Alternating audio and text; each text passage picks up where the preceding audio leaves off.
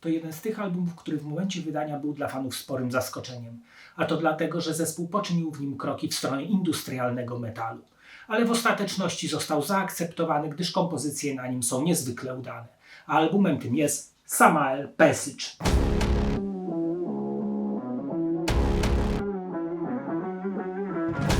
Na pierwszy rzut oka wydany w 1996 roku Passage zrywa ze ścieżką muzyczną wytyczoną przez zespół na wcześniejszych albumach.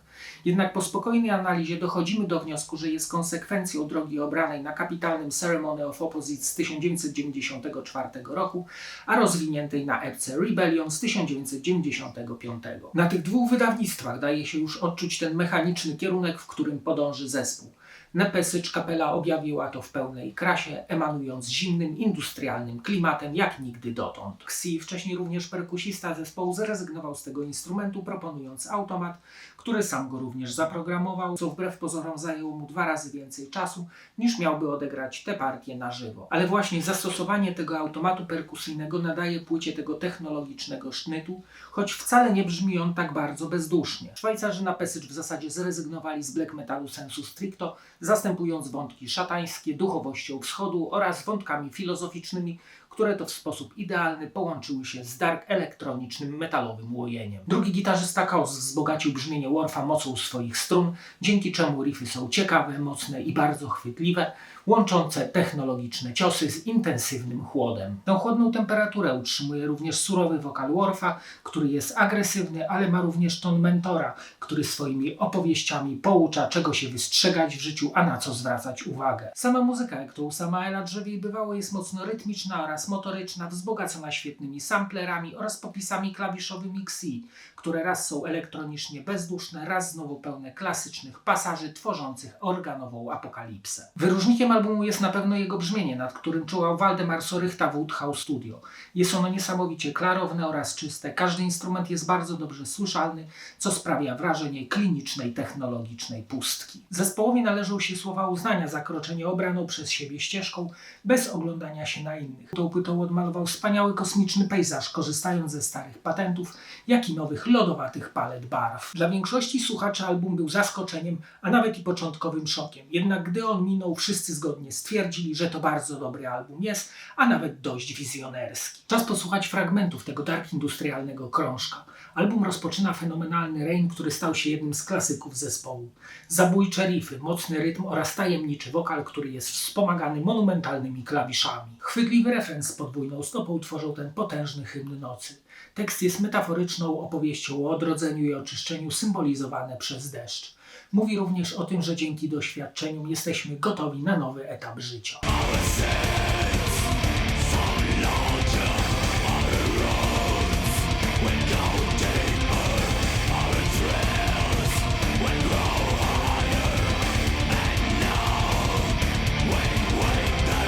Shining Kingdom jest bardziej intensywny niż poprzednik, z ciekawymi partiami klawiszy wzbogacającymi ciężar riffów.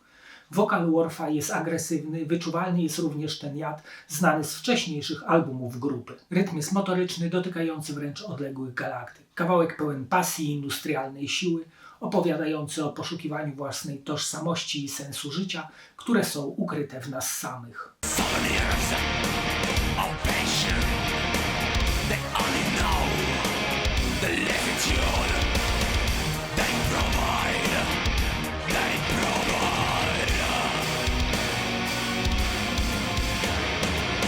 Måneskin od początku do końca zachwyca. To jeden z moich ulubionych utworów zespołu. Cholernie zapada w pamięć. Ma podniosłą atmosferę i niepokojący klimat. Wokal jest mocno mówiony, zaś całość opiera się na pięknym fortepianie, który tworzy uczucie pustki i rozpaczy. To coś na modłę ballady. Tekst mówi o rozliczeniu z przeszłością, z niespełnioną miłością i dążeniu do transcendencji.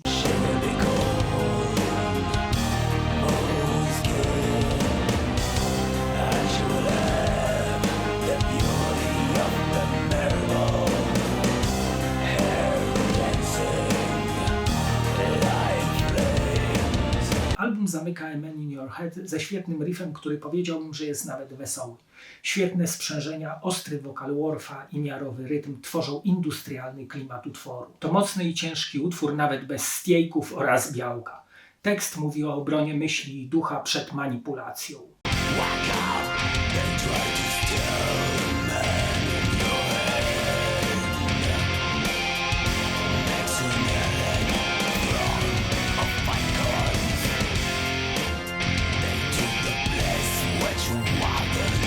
A teraz zapraszam Was do obejrzenia fragmentu koncertu Samaela, który odbył się na Summer Dying Cloud w Aleksandrowie Łódzkim we wrześniu 2025 roku.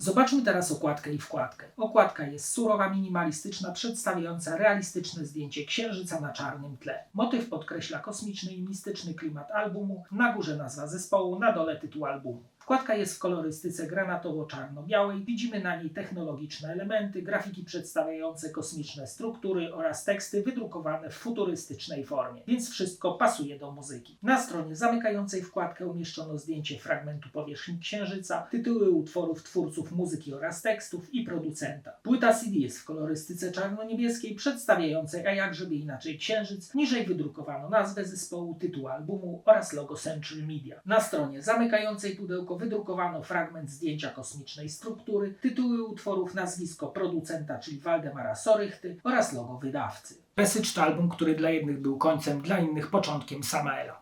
Na mnie zrobił niesamowite wrażenie swoją niebanalnością oraz zwartym konceptem. A i dzisiaj, jak go odpalam, nóżka sama chodzi pod stołem, więc muszę stwierdzić, że jest bardzo dobrze. A teraz zapraszam do oglądania kolejnego odcinka. Cześć!